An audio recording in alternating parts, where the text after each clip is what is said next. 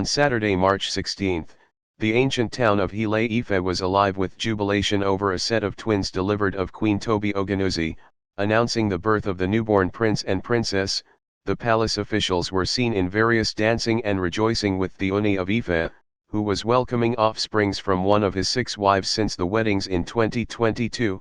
The Ooni of Ife, Oba Adeyeye Ogunwusi, Ojaja II, married Queen Tobi customarily on October 9, 2022. It is the tradition in Ile Ife that the Ooni must not see a newborn baby and the mother until the hair of the newborn is cut, which could be in 21 days or more. Some rites would have been performed and the baby would be brought to the palace amidst pomp and pageantry.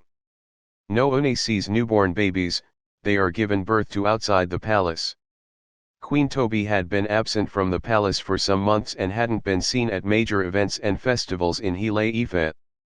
But before her pregnancy, she was said to have stayed put with the king in the palace.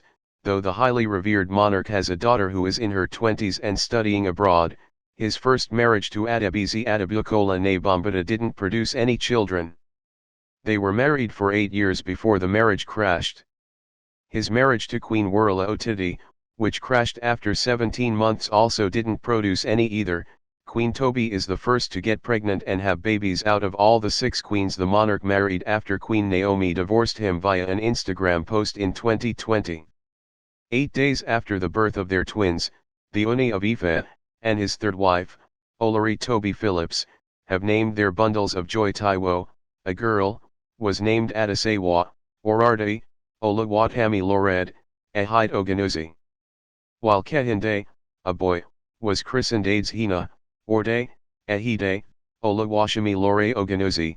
The Ooni had on his Instagram page last week announced the birth of his twins with his third wife, the former beauty queen, Olori Phillips.